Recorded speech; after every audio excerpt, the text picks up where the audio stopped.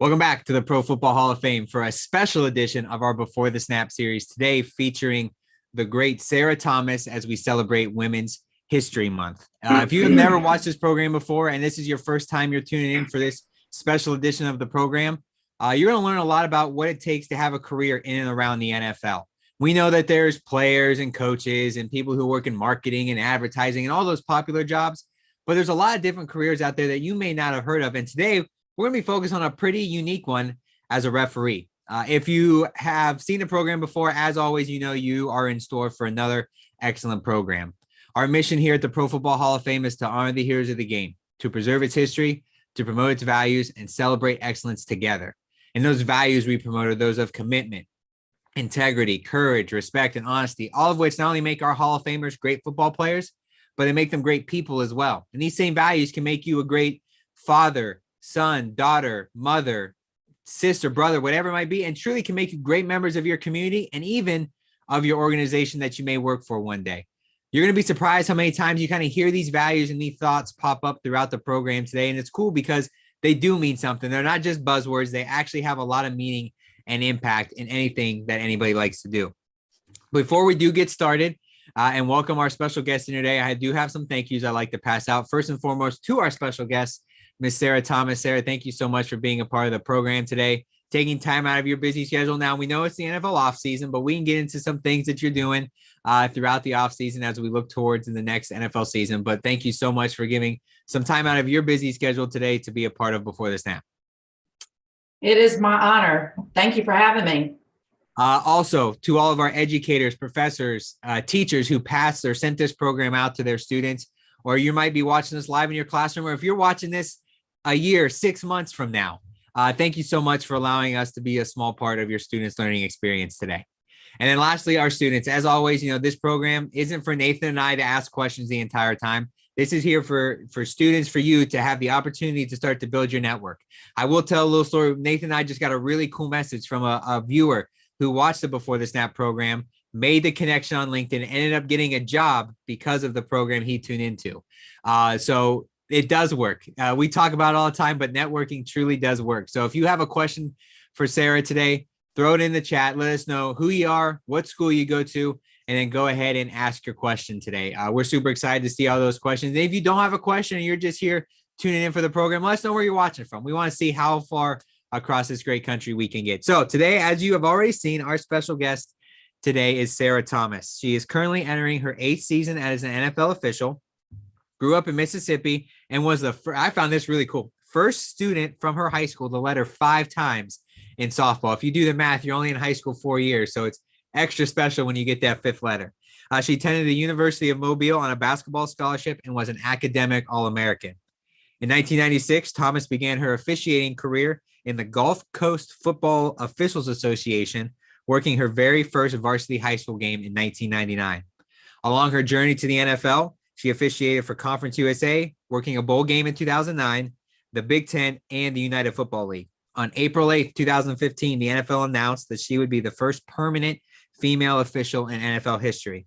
She also became the first female to officiate an NFL playoff game in 2019 and culminated as a member of the Super Bowl 55 crew. So with that, we are also super grateful and super excited to welcome our special guest today, Miss Sarah Thomas. Sarah, welcome.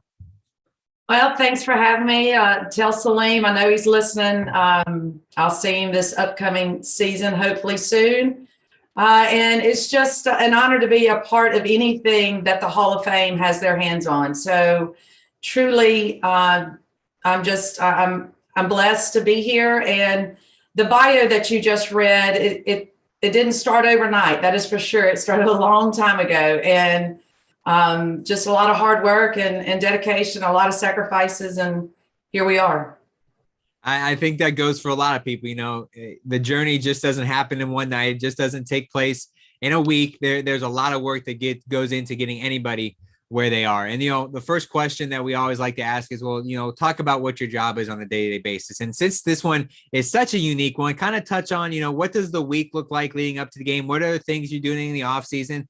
Are there other career paths that you do when it's not the football season? What does a full year football year look like for Sarah Thomas? Well, Jacob, there's no off season. So us officials, we it's our life. It's the lifestyle that we have. And I do other, I have another career, and it's this right here. I get to meet and have Zooms and podcasts with amazing people like you in the Hall of Fame, but also I'm on the speaking circuit. So that is my other job. But I'm also a mother, which is for three. They're 21, 18, and 9. And that definitely is a full-time with some overtime responsibilities, if you know what I mean. But, in a week in the life of Sarah Thomas or an NFL football official during the season is, they say we're part-time, but we're really not. We work a full game and we work 4 quarters, so we're full-time. But if you are working another career, you are taking time from that full-time job to be an NFL official or even a college official. But if we have a game and we're going to kick off in Cleveland, I will get up on Saturday morning about 3:30, 4 a.m. and catch a 6 a.m. flight. If I'm lucky, there's a 7:20 flight out of Jackson. And we arrive in the city Saturday around 1 or 2 that afternoon. And then we have about a 2.5 pregame, depending on who your referee is, your white hat. And during that meeting, we're going over just some ground rules that we all just touch base on, administrative stuff. But then we refresh and go over our test that we had the week before. The test is, for the officials, plus we have a replay test that we take.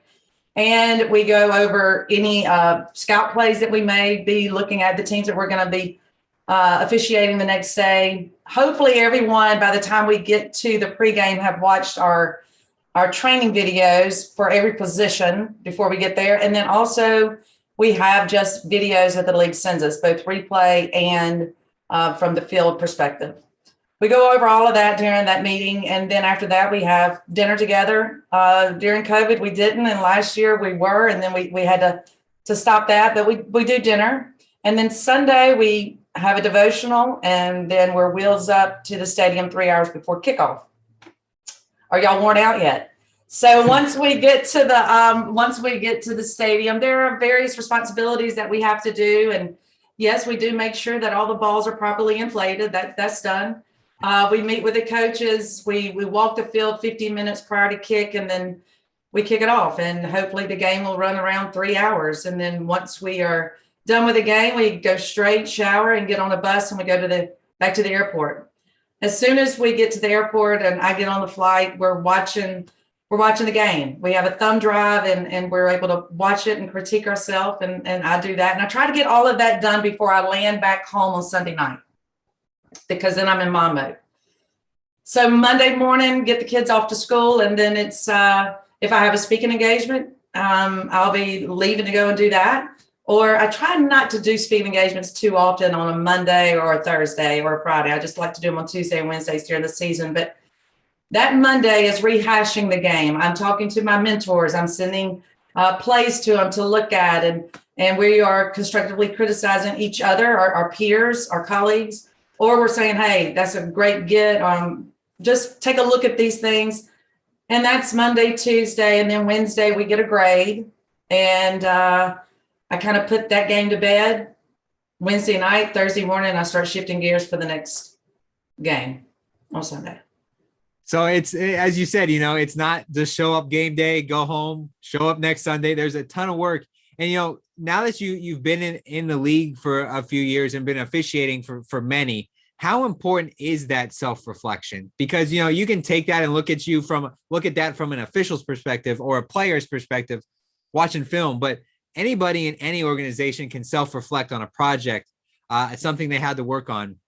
So for you, how important is that self-reflection, and how can it help people become the best fill in the blank that they can be? Yeah, Jacob, I'm going to tell you, I've been asked throughout this entire journey, Sarah, what keeps you motivated? And I've learned, and this is where that self-reflection is, you have to be the one motivating yourself. And if you're not, you need to check yourself at the door. You got to start with yourself, look in the mirror, and competence equals confidence. And if you are not able to look at, I remember early on in my career, I knew I would, had made a mistake. And for some reason, I just thought that my mentor wouldn't be able to see it. It's on film. But I learned to head it off just so I can have that constructive criticism and to value it and not to try to repeat that same mistake over and over again. But the self-reflection is number one. I mean, it's the most important thing, because if you can't be honest with yourself, you're not going to be able to listen to truth from somebody else. I think that's true, because what you said there, we could take this program and put it into a marketing class, a business class, that piece right there, and it applies to everything. And that's one of the reasons, we obviously love the program, because it is the Pro Football Hall of Fame, but that's a great way on how jobs in the real world and sports can intersect. And it's all part of that journey, and a journey that you can definitely hear that you have a passion for. And, we can ask, well, how'd you get started? How'd you, find your way to the NFL? But we know you had the passion, the drive to get there. So I want to talk, well, why do you love it? They always say, you never work a day in your life if you love what you do. So yeah, I'm not going to be the only person that says officials take a lot of heat during the NFL. We do. So balancing that and the fun and the enjoyment and loving what you do. Why does Sarah Thomas love being an NFL official? I'm going to tell you, it's not just the NFL part of it. You have to fall in love with your career and your passion early before this. This is, me falling in love with the Pee Wee games. And honest to God, that's where it started back in 1996, whenever I attended my first meeting. And the reason the reason is because I had gotten kicked out of a men's basketball league. I had been in this league for 3 years. And my older brother, I was the tomboy. I just tagged along with my brothers, and I've graduated college. I'm 23. And when I get kicked out of this league, I'm like, what am I going to do? I've been playing sports my whole life, and sports are so important, the discipline outside of the home. So me taking heat as an official, when you're a college athlete or former athlete, you get enough heat from your coaches, assistant coaches, and some fans there too. But when I attended that first meeting with my brother, I had no idea that girls were not involved, because I saw females officiating my basketball games. And I did ask him, I was like, can girls do that? And he said, yeah, just meet me there. And when I went into that first meeting, I was taken back. I was shocked that these guys actually get together and discuss rules and what if scenarios, and they're challenging each other. As an athlete, I just thought they would show up in some striped shirts and work, at 4 quarters and then leave. So I was just intrigued, and I was like, this is a way I could give back to the community. I didn't even know we got paid. Honest to God, I didn't even know we got paid. And for a 23-year-old that's single, $300 a week in cash money was decent. And the competitive side of me, the challenge that I did not have a clue of what I had gotten myself into, but being raised, mother and father, once you start something, you don't quit it. And now I've shown up. So now I got to make the best of it. I just dug in deep, but I will tell you, the supervisor here in the state, he called me up and he said, Sarah, don't you want to try your hand at maybe basketball? And I said, sure. So I did basketball and football both for 3 years. But I found myself discouraged and frustrated when I would leave a basketball game, because I saw the talent on the floor. I would be upset that the coaches weren't coaching like I thought they should. So I found myself wanting to coach the basketball players as opposed to officiate.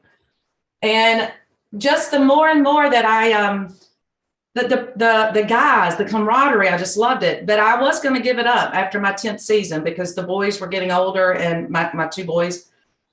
And they said that I would never be hired in the junior college league here in Mississippi because I was a woman. And I said, I'm not going to sit here. I'm not, I guess my method was not to bust up the good old boys club. I truly fell in love with this. And I just said, if he's not going to hire me on my merit, I'm not about to go and try to prove myself. And lo and behold, there was an NFL scout, Dr. Joe Haynes, at the last game, what I thought was my last game. It's a state championship. And this is one thing I strongly want to express to all of you that are listening. It wasn't that I got the call right, because I got many wrong, but he called me up 4 days and he said, it wasn't what you got right or wrong. He said, your field presence is what separated you. Now, Jacob, he said, I wasn't even there to scout you, and I didn't even realize you were a woman. And I was like, I don't know if that's a compliment or not. I had a ponytail, but and he said, your field presence. He said it was a very controversial situation. And he said, the way you handled the crew and then came back and handled the coach is what separated you. So my message is, no matter what you're doing, right or wrong, just understand someone is always watching how you are handling the situation, your field presence. And he got me plugged in with Gerald Austin, Conference USA, and here we are in the NFL. And I will say this too. I remember one time somebody said, Sarah, do you want to be the first female in the NFL? And I hear myself say yes, but I say it was one of the most ignorant statements I've ever said. I didn't have any experience at the collegiate level. I had not even worked 7-man mechanics. I had no idea. And here I'm going to be the first. I needed to get some experience. I needed to see if I truly was going to love this at the next level, with an eye in the sky and being critiqued and getting grades and feeling that pressure. So I just say, be in love and be in the moment of where you are. And yes, when you do that, everything else will fall into place. And I think that's really cool because, all of our viewers just hear the story of, where you started, how you got to where you are and where you are now. And you can take that and plug in anybody's story. So you start out in Pee Wee football. Well, there's somebody starting out as a volunteer experience or an intern. Then you graduate to the next level. All right, you got that entry level job. Well, now what are you going to do? Well, you got to put yourself forward, do a little more, do a little extra. Because like you said, you never know who's watching. If you get in that one situation and do the right one thing, well, that entry level becomes manager level, which becomes director level. And all of a sudden you're 10, 20 years down the road and you're running where you started. So I'm going to tell you, Jacob, too. I've learned you don't do things for the recognition. So if you're listening and all you want to do is be a CEO, you just want a title. A boss has the title, but a leader has the people. And you're exactly right. I tell my kids all the time, start at the bottom. Know everything about it, what career path you want to take. Start here and work your way up. It's the same in officiating. And how many times I was told, no, you can't. Are you sure you really want to do this? And it wasn't like I just, I fell in love with it. It just didn't look normal. There wasn't another woman. But don't look at things when people tell you no as roadblocks. They're speed bumps. Get over them. Get over them and put it behind you in your rearview mirror, which is this big, compared to your windshield, which is so much bigger. And there's so many more opportunities right in front of you. Awesome. I'm writing all these stuff down as we're going because I want to remember it. Nathan shot me a message. We got some questions. I will give a little preface. We have an awesome elementary school that tunes in for a lot of these programs. So we are super excited. We got some questions from those students. So I'm going to throw it over to Nathan Martin, the Youth and Education Coordinator here at the Hall of Fame for those questions. Yeah, Jake, thank you so much for sending it out here. And Sarah, thanks for being a part of the program. As Jake was telling you, we have an elementary school, Miss German's class, who likes to watch. Hey, Miss German's class. I love it. What grade? I think they're second. Don't quote me on that. They'll probably put it here in the chat here in a minute. Okay. But first question comes from Carson. And Carson wants to know, what is the most nerve-wracking game that you've ever had to be an official for?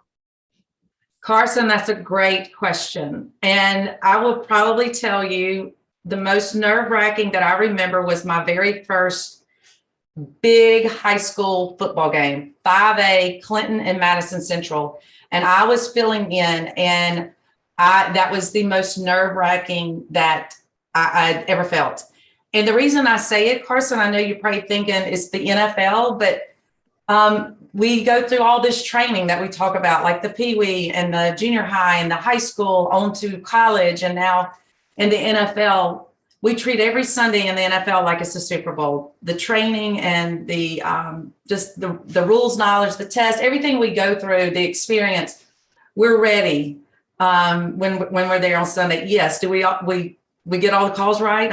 I'm not saying that we do, but that was probably the most nerve-wracking game I've ever been in. That's a great story there. And you mentioned Clinton. I got to just say it. My dad grew up and he's a Clinton grad. So I have some Mississippi roots here myself, but that's pretty cool to hear that story.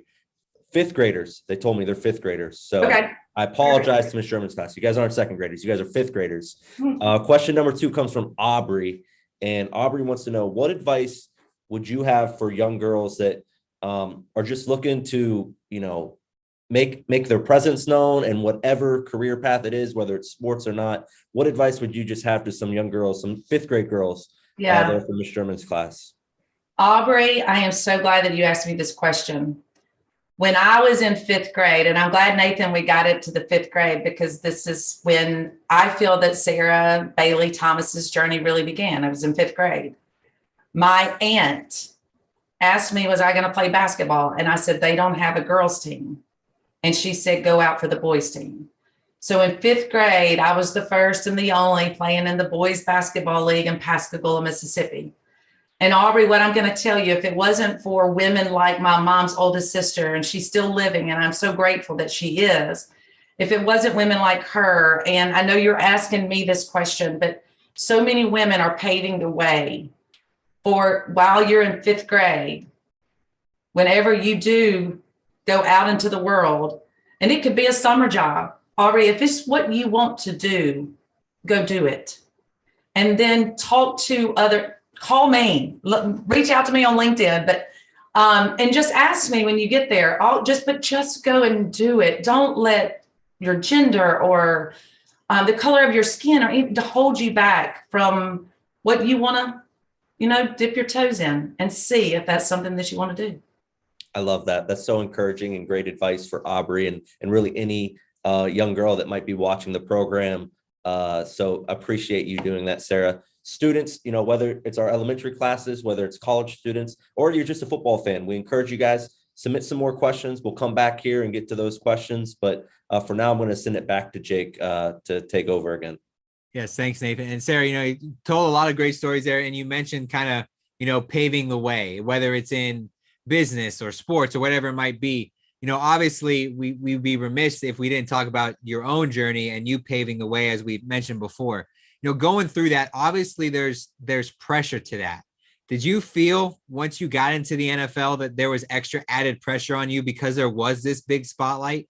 And how did you overcome that? Or what are some things you did that help you kind of persevere through that? I believe Billie Jean King is the one that said pressure is a privilege. And I didn't really understand that when I first heard it, but it's so true. And Jacob, I didn't put the added pressure on myself because of the spotlight or being the first.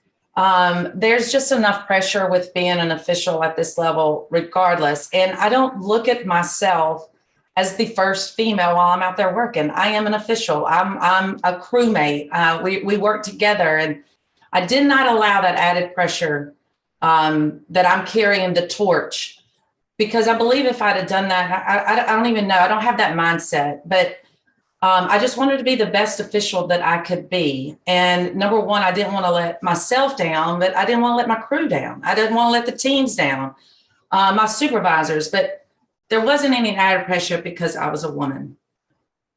And now you look at the league today, and the door is swung open full force for so many females to have different impact in the game of football, whether it's in the business side, in the front office, as a coach, and even as an official. Jameer Howerton, who you know from our team, who hosts our Mission podcast. So a little plug, if you haven't subscribed to the Mission podcast yet, do that.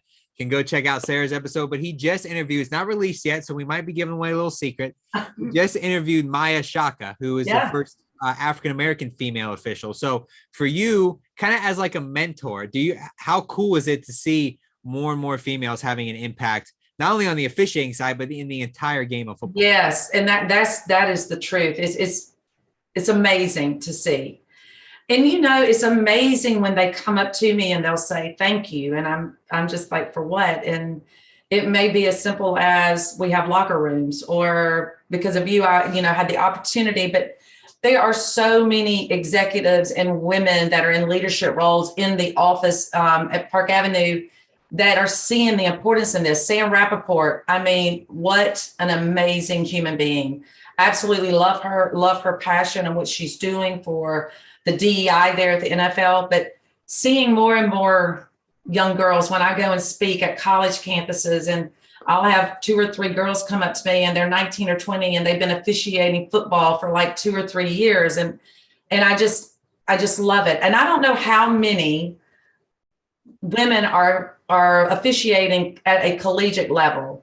And yes, we have Maya's joined the staff, and I believe there's 3 or 4 that are in the developmental program there in the NFL. So it's amazing to see the officiating side, but also on the sidelines, coaches, trainers, just, executives. It's amazing. I do want to pivot here a little bit and kind of focus on, working in sports. A question we always like to ask is, there's so much work that goes into working in sports, but at the end of the day, and Nathan can attest to this, all of our staff can, when you kind of sit back in your chair at the end of the day, at the end of your career, you can reflect on so many cool and different, unique opportunities you had to be a part of. So looking at your career, we can go all the way back to high school, all the way back to the high school times. In your officiating career, and I might know the answer, but what is that moment when your career is all said and done, you're at home with the family, when you sit back and go, I can't believe I was a part of insert this. What would that moment be for you?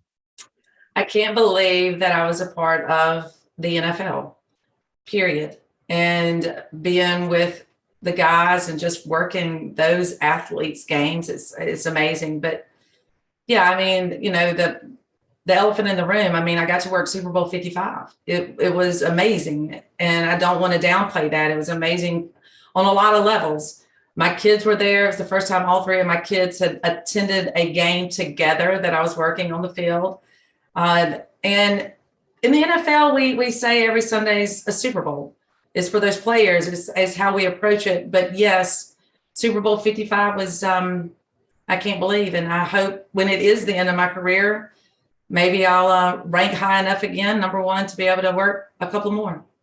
Awesome. And I'm so glad you asked that, or that was your answer, because I was hoping it was going to be that, because it was a great segue into our next question. So Super Bowl 55, obviously one of the, you look at the game of football, society as a whole, Super Bowl, one of the biggest televised events, if not the biggest, the entire calendar year across the entire world. So it's not just, a high school stadium, this 2,000-3,000 people. Hundreds and millions of people watching a game. And, our job here at the Pro Football Hall of Fame is to archive that history. So we thought, what better way to archive that history, program with Sarah Thomas, showcase our museum, and go live out to our Pro Football Today gallery, where Jerry Shockey, the director of our youth and education department, is in front of some things that are going to look very, very familiar to you. So Jerry, go ahead and take it away. All right. Thank you, Jake. Appreciate it. Sarah, thank you so much for tuning in here today. Awesome to have you guys. I don't know if you guys understand this, those that are tuned in here today. There are roughly about 187.5 million fans of the NFL in the United States alone. 47%, 88 million, are females. You look at Sam Rappaport and some of the stats that she's come out with, probably about 1/3 of the National Football League front office are females. So, and as Sam has quoted from an article in 2021, that gunning for that head coaching spot and the GM spots, those spots that haven't been filled by a female yet. So you guys have such a tremendous treat here today to have Sarah just sharing her journey, not only just to how cool her job is, period, for any guy, gal, or anyone, but also someone who is a true trailblazer. And so we're here today in our Pro Football Today gallery, where not only do we have the history all throughout the museum and old artifacts and things like this, but this is a popular gallery for us today because there's so many current artifacts. I can see Derrick Henry's jersey right over here. You see Rob Gronkowski's jersey just from January of this year. You can look around and see Lamar Jackson stuff. It's so cool to see these current artifacts that we are collecting on a weekly basis. And sometimes if we can plan for that record, we can have it on display the day after that record is broken, that we can get something from that player. For example, we did that with Drew Brees when he broke the career touchdown and career passing yardage mark. We were able to have that football delivered to us the next day and have that on display. So many cool things here that are in our museum. And one of those is right here, is the complete, essentially the uniform from Sarah. her jersey, her hat, and the flag as well. And so it makes me think here, especially because you talked about when you were 10 years old, Sarah, and going out with the boys basketball team. And it's kind of funny that we have fifth graders tuned in here today. So one of our questions that we had here is let's think back to 10-year-old Sarah. Okay. Think about this. The fact that you're nationally recognized, we use a video all the time of you on, I think it was on Dateline. There was a feature that was done on you because we do a Women in the NFL program we do year round. So we use that as a supplemental piece. The NFL 100 commercial, but you're also in the Pro Football Hall of Fame. Yeah. What would 10-year-old Sarah think of that? Wow. Especially my parents, I'm just glad that they're still living to say, you know what, she's turned out all right. Because I would push the envelope, but never in a million years would you think that, that a female would be in the NFL Pro Football Hall of Fame. Just wow, and now I look back and these fifth graders are sitting here listening, and I know a lot of other people are. Literally, it's just tell that fifth grader, Aubrey, and whoever's listening, just keep working and never give up. Never settle, never give up. If you love something, pursue it. I'm just in awe. I really want to take a picture of you and me. I want to take a picture and send it to my parents.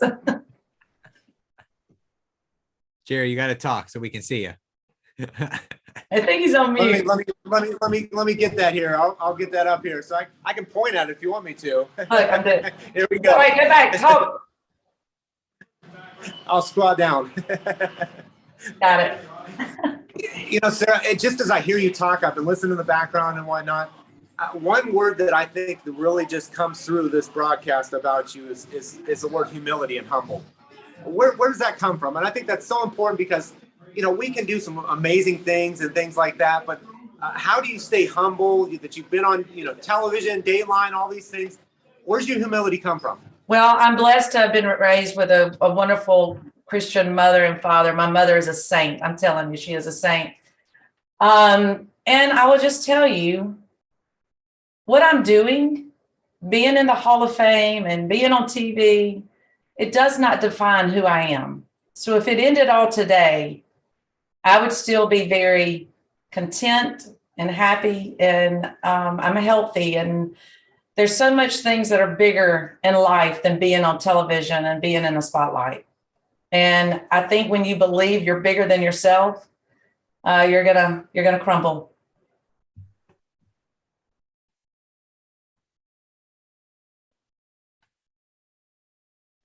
Sorry about that. I was having trouble hitting the unmute button on my phone. So thank you very much, Sarah. Jake, I'm going to send it back to you.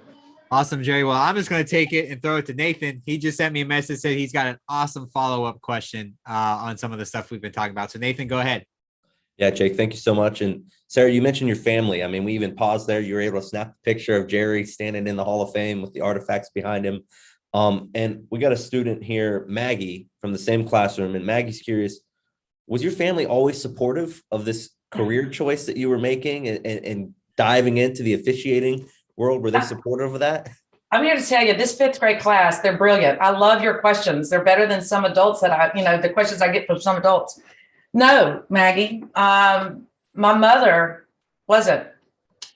She was really concerned because I was a mother. I had 2 small kids and they needed their mom. She was a home economics major. She's school teacher. She cooks and she sews, and I can cook. I cannot sew.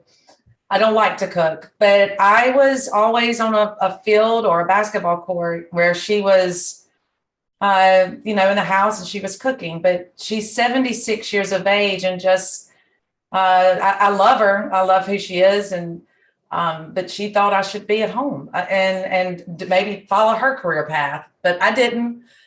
But whenever I got into Conference USA and she really started, that's when she really bucked it. But then when she saw that I was really passionate about this, and when I got my first bowl game, I think she said that she started to realize that, hey, she might be really good at what she does. And maybe the lessons she's able to teach her kids is basically the same, but she's just going about it a different way. And then of course she is my biggest advocate and cheerleader now in the NFL. She likes to go to the games too. I love it. That's awesome to hear kind of how even in your mom's perspective, it's kind of changed in her opinion. When you initially were doing it, she was kind of like, hold up, you've got responsibilities at home. But now she sees that you're still able to have a great impact and be a positive influence and encourage your kids and still be a great mom while doing what you love and you're passionate about. Hey, I want to follow up. Maggie, I'm not encouraging you to disobey your mother or your father, but just know that whenever, and I didn't disobey my mom, it's just, if you've got a passion for something, just, there are going to be people that are going to buck you, and your family may be one of them, but just, they'll see the love and passion you have for it. That's a very important follow-up, especially for our 5th grade students. So we got a couple questions from some college students that I want to get into the program now. And the first one comes from Gray, a student at James Madison University. Was there ever a moment that you wanted to stop or change the career path that you've kind of gone down now? And who kind of pushed you and motivated you to keep going? Yep. I remember my very first college rules test. I loved officiating on Friday nights. It was great, because you could leave and you could go to the local dive joint and sit there with the guys, and you didn't have people critiquing you. And then whenever I hadn't even worked my first game, and the rule book was so much thicker, and I just felt that like I'm overwhelmed with, I don't know the rules like I'm supposed to. Here I am taking this test, and I don't know what I made on that test. I know I didn't pass it. And I really thought, should I be doing this? Is this, maybe I should give it up. And I'm glad I didn't. And the one person that told me said, you've never been a quitter. Why stop now? Why start now? And so, yeah, that first college test, but I did say this, I would never set myself up for failure like that again. It wasn't anybody else. It was me. I didn't do what I needed to do to pass it. And I told Gerald Austin, I said, I don't want to know what I made. I said, but you'll never have to worry about that again. Wow, that's powerful. And Jake talked about self-reflection earlier, and you can just hear how if you're going to be in this field of officiating, that's something that you have to embrace head on for sure. Another question from a college student. This is Jared, a student at UMass up in Boston, wants to know, what are your values? And then how do you apply those to your work? For me, we have our Hall of Fame values. I think of officiating, like integrity has to be one of the highest values, but what are some values that are near and dear to you individually? Definitely integrity. And it's not about just the shield. It's about who Sarah Thomas is. And I'm a believer, and I try to not lose sight of my moral compass. And I just believe the values of kindness, treat others the way that you want to be treated. It comes full circle, whether you're evil or you're nice and you're kind. And I just try to apply that in just about everything. Now, I can be pretty passionate. If I get agitated, I'll express myself. But still, it takes all kinds of people to run an organization. But it doesn't mean that we can't be kind to each other and trying to make it a better place. Yeah, for sure. That's amazing. Just those values. And it's really a simple thing. You said, treat everyone else how you would want to be treated. Treat your neighbor how you would want to be treated. The golden rule. I mean, it's simple, but it goes a long way when you're able to implement that into your day-to-day life. Yeah. And I don't do everything right. I'm not perfect. I can promise you, but I just try to be at the core. I know who this is. Absolutely. Makes a huge difference when you're able to do that and go about it in a humble way. Well, students, if you got more questions, keep sending them in. But for now, I'm going to send it back to Jake. Awesome. Thanks, Nathan. And I think we have some breaking news. Looking through making sure I didn't miss anything on my phone. NFL owners meetings going on. This definitely pertains to you, Sarah. They have now this is all per sources, but the sources say that there's a new overtime rule for the playoffs where both teams are allowed to have a possession now, as we saw that we look at what happened in the playoffs last year.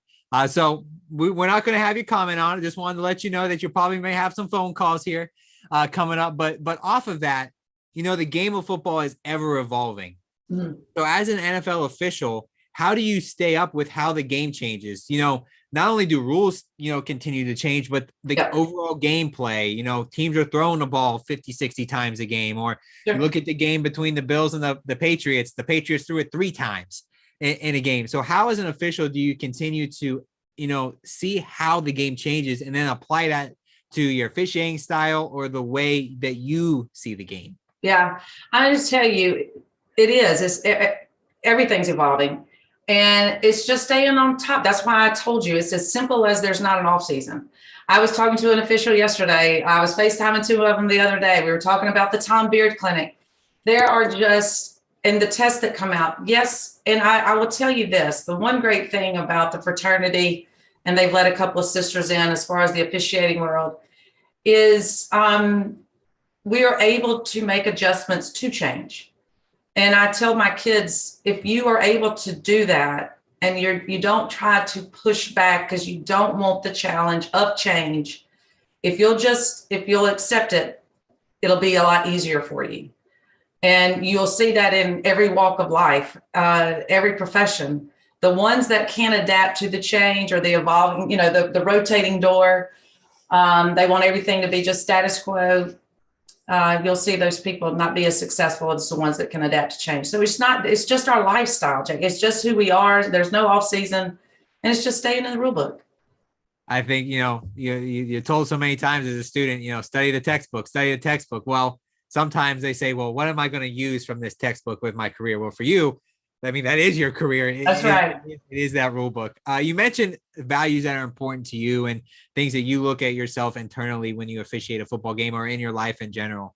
We look at the game of football and all the values that it can teach. So how important is the game? What life lessons do you see? Because you're involved in it a lot, a lot more than a lot of other people are. So when you look at the game, what are some of those life lessons that the game of football teaches those who watch it, play it, officiated it, at the end of the day? It's taught me so much about life. It's helped me in my professional career outside of the world of officiating. I was in pharmaceutical sales for a long time. And I am telling you, when that saying, don't sweat the small stuff, seriously, do not sweat the small stuff. I will also tell you this, coaches are on us and they're wanting an explanation. Don't go through life ignoring people. When you ignore someone, it's the first form of rejection. Address it. Be straight to the point and move on. You may have to reflect back on it whenever you have a little more time to gather yourself and get away from the heat, but always address it. Don't ignore it. And just, love what you do. Awesome. Well, I see I've got the YouTube stream pulled up here and we've got some last second questions flying in. Got a couple here. So I'm going to send it back to Nathan here before we wrap up the program for some more questions from our students. Okay. Yeah, Jake, thanks for sending it back here. We do have our students say, wait till the end. Put their questions in at the beginning the next time you watch the but let's get to some of these questions here. One of these is from Brian. He's a student at Bryant University, and he wants to know, what did you do to stand out when you were younger for future employees, or what advice would you give these young college students? They're trying to stand out at their current jobs, part-time jobs, internships, entry level. How can they stand out for future employers? Lose the job description. If you have a job description, do that, but don't hold yourself to it. So if you want to stand out, go the extra mile. If they ask, hey, can you do this? Say, sure, I can. Don't think, oh, no, that's not my job. I'm not getting paid to do that.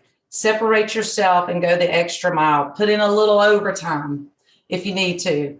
But those are just right off the top of my head, is just lose the job description and do anything that you can. Yeah, that's a great piece of advice. I know that that's something here at the Hall of Fame when we have, new employees or interns, that's something that stands out when you're willing to go that extra mile within that position.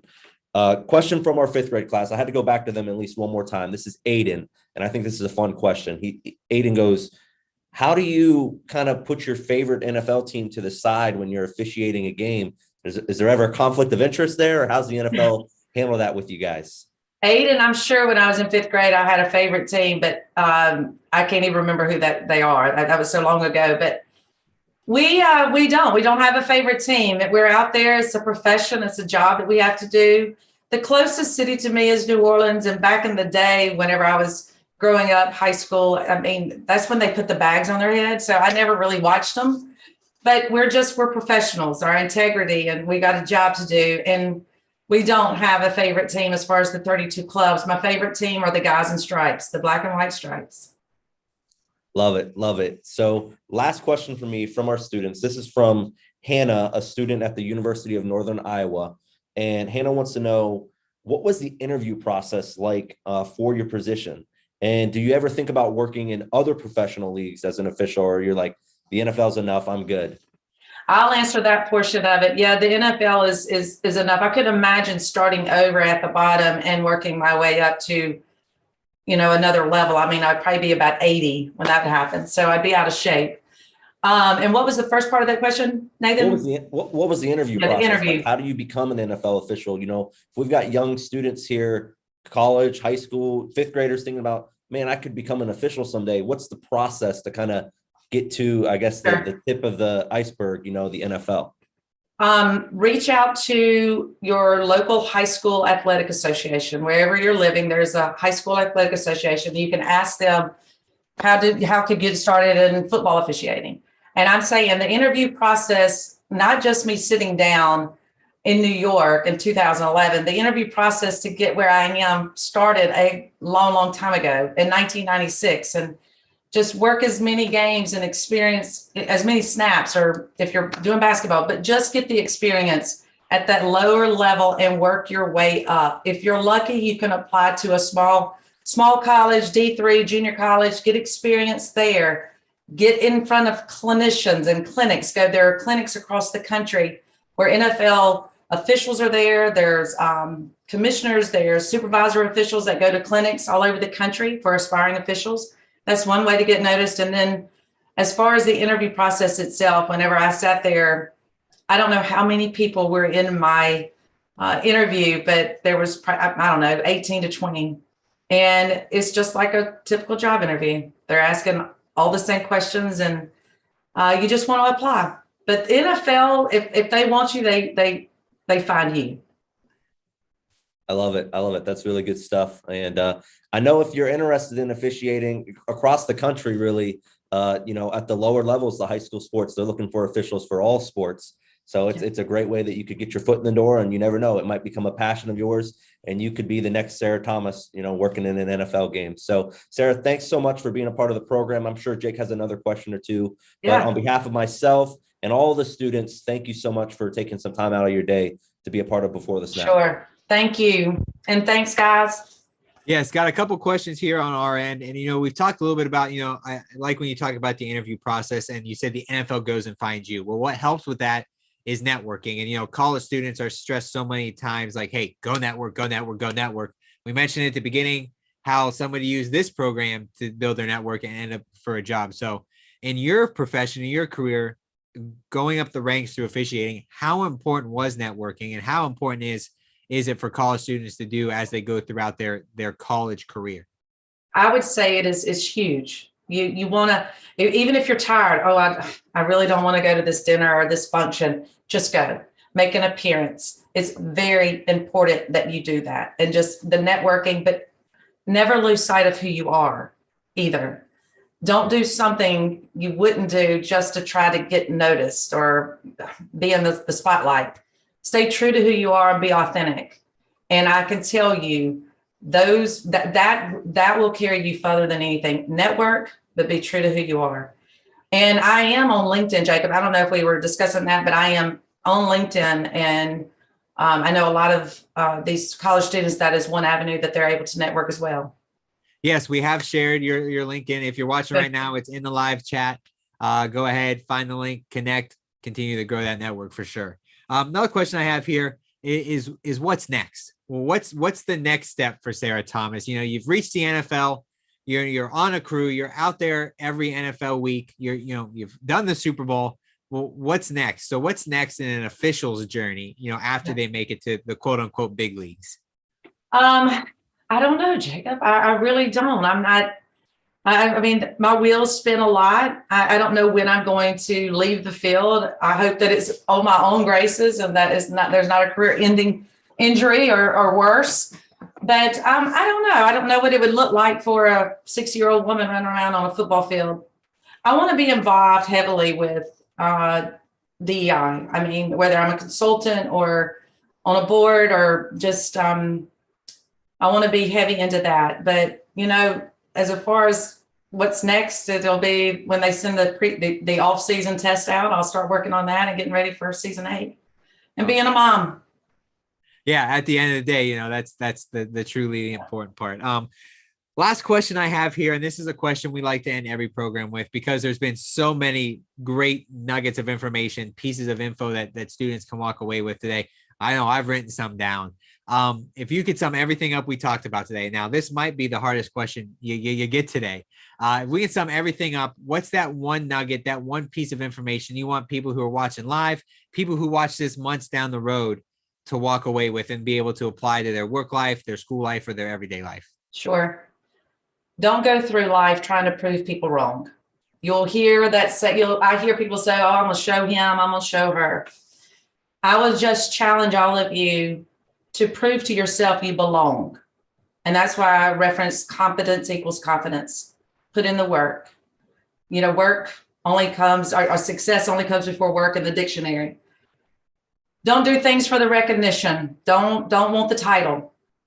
And you'll come across people that all they want to have is the recognition. People constantly just patting them on the back. And I'll tell you, those people, they'll step on anybody's toes to get up a ladder of success.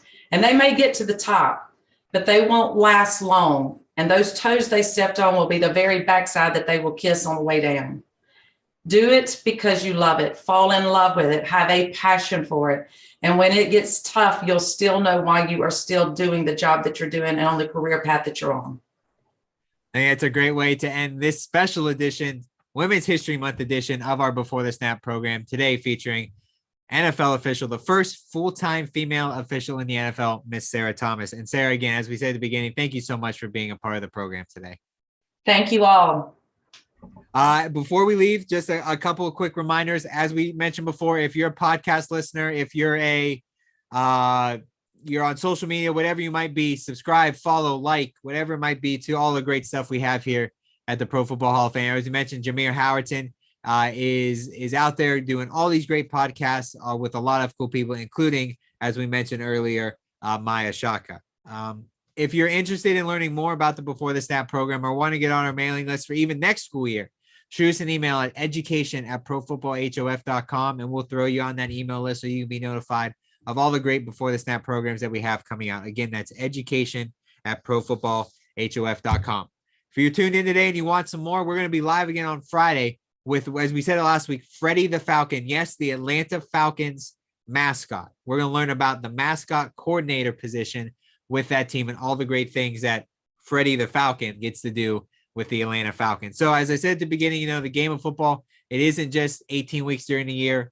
Our job here at the Pro Football Hall of Fame isn't just 1 week in August. It's a full-time, all around the year, all around the clock job. And as Sarah greatly put in today, there is no off season. So to Sarah, thank you so much for being a part of the program today. Thank you for everything you've done for the game of football and everything you do for us here at the Hall of Fame. So from myself, from Nathan, Jerry, all the way up to our president, Mr. Jim Porter, and everybody who tuned in today, thank you so much for watching, and we hope to see you in another Before the Snap program here on the Hall of Fame's YouTube page. Bye.